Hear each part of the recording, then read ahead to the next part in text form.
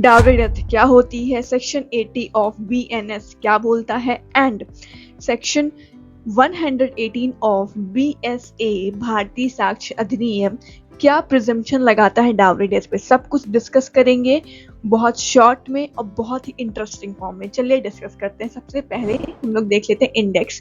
आज हम लोग डिस्कस करेंगे मीनिंग ऑफ डाउरी डेथ क्या है, लीगल प्रोविजंस क्या है, इसके कौन कौन से सेक्शन अप्लाई होते हैं, इसेंशियल इंग्रेडिएंट क्या है डाउरी डेथ के, पनिशमेंट, एंड देन हम लोग प्रिजम्पशन देखेंगे। सबसे पहले हम लोग देखते हैं मीनिंग ऑफ डाउरी डेथ।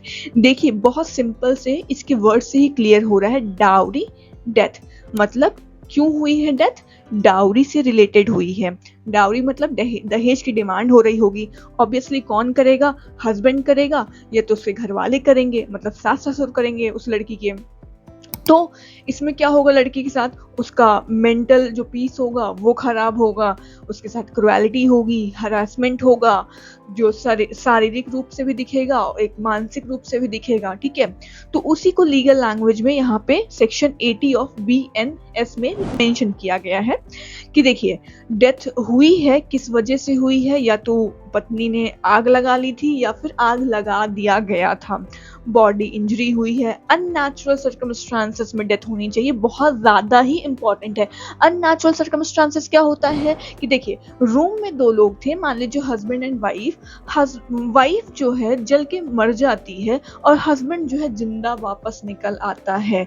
तो यहाँ एक कॉमन सेंस अगर मैन अप्लाई करेगा तो समझ जाएगा कि कुछ तो गड़बड़ है, कुछ तो गड़बड़ है भाई। ऐसा कैसे हो सकता है कि हस्बैंड जो है उसको एक खरोच भी नहीं आई, उसको एक जलने के निशान भी नहीं है और वाइफ पूरा जल के मर गई ना। एक अननेचुरल सर्कमस्टांसेस है जिस पे बिलीव करना मुश्किल हो रहा है, तो वैसा हुआ हो। और दूसरी चीज यहाँ लिमिटेशन दी गई है कि शादी के 7 साल के अंदर ये हुआ हो, ये इंसिडेंट जो है ये शादी के 7 साल के अंदर हुआ हो, क्योंकि ये प्रिज्यूम किया जाता है कि आपको मैरिज में एडजस्ट करने में टाइम लगता है। ठीक है, अगर आपकी अरेंज मैरिज हुई है, व्हाटएवर, मतलब कोई भी मैरिज हुई है, तो आपको एडजस्टमेंट में टाइम लगता है। एक इंसान पहले अकेले जिंदगी जी रहा था, अब वहीं पे एक रूम में 2 लोग को ला के रख दिया गया है। ठीक है, अब उनको कहा जिए, अपने मन से जिए, तो उसमें कुछ तो होता है। प्रिजम्पशन लगाया तो 7 साल इनफ है। लेकिन क्रुएलिटी हो रही है, हरासमेंट हो रहा है, किस वजह से हो रहा है, डिमांड ऑफ डाउरी की वजह से हो रहा है, और सून बिफोर हर डेथ मतलब उसके मरने से पहले उसको डाउरी डेथ फेस करना पड़ा। मतलब इन द सेंस हम लोग ये कह सकते हैं कि उसके मरने से पहले उसको जो है टॉर्चर किया गया। बहू तुम AC क्यों नहीं लाई, बहू तुम दहेज कम लाई हो और लेके आओ, अच्छा इस बार मायके जाना तो वो वाला गहने भी लेके आना। ठीक है, तो ये सब जो है ताने मारे गए हैं। नेक्स्ट है इसेंशियल इंग्रेडिएंट। हम लोग देखते हैं कि कोर्ट ने क्या एक्सप्लेन किया है। पहली बात, हम लोग डाउरी डेथ देख रहे हैं तो सबसे पहले इसेंशियल यही होना चाहिए कि उस लड़की जो मतलब जिसके साथ डाउरी डिमांड की जाए थी वो तो मर गई है। ठीक है, और वो 7 साल के अंतर्गत मरी है, शादी के 7 साल के अंदर जो है उसकी डेथ हुई है। क्रुएलिटी हो रही थी और हस्बैंड जो है उसको कर्म कर रहा था, या फिर रिलेटिव ऑफ हस्बैंड उसके सास ससुर उसके साथ क्रुएलिटी कर रहे थे। देखिए Karan Singh versus state of Haryana का केस है, 2025 का केस है, जिसमें उन्होंने क्लियरली बोला है कि क्रुएलिटी और harassment soon before her death must be strictly establish.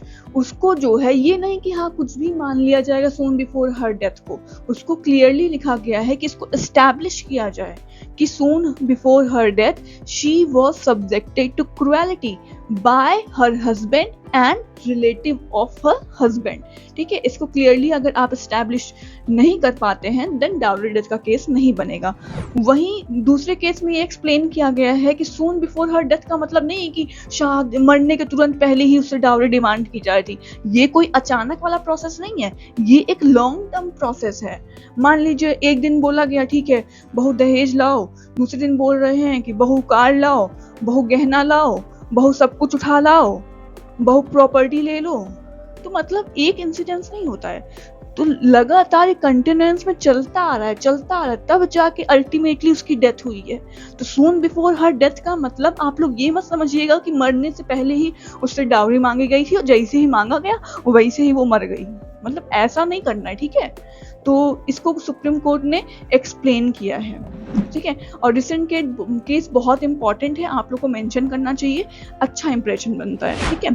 Then punishment हम लोग देख लेते हैं, 7 साल की पनिशमेंट मिलेगी और जो कि एक्सटेंड हो सकती है लाइफ भी, लाइफ इम्प्रिजनमेंट भी मिल सकता है आपको, ठीक है। और सेक्शन 118 ऑफ बीएसए बोलता है कोर्ट तो शैल प्रिज्यूम करेगी, मतलब कोर्ट यही मानेगी कि उस लड़की के साथ डाउरी डिमांड की गई थी। अब बर्डन किस पे जाता है प्रूफ करने का? बर्डन जाता है हस्बैंड पे। हस्बैंड ये प्रूफ करेंगे, नहीं नहीं नहीं साहब, हम तो इन्वॉल्व नहीं थे इन सब चीजों में, हम तो दिल्ली रहते थे, मेरी वाइफ गांव कहीं रहती थी, ठीक है। ऐसा कुछ प्रूफ करे, या तो उसके घर वाले प्रूफ करें, भाई हम तो इनके साथ रहते ही नहीं थे, हम कैसे डाउरी डिमांड कर सकते हैं ना। तो कुछ सॉलिड प्रूफ चाहिए होगा। अगर टॉपिक बढ़िया लगा हो तो लाइक करिएगा, और अच्छे टॉपिक मतलब जो इम्पोर्टेंट है, जो आपको लगता है कि आपको इस पर जानकारी चाहिए, तो कमेंट करिए, मैं उससे वीडियो बनाऊंगी। Thank you.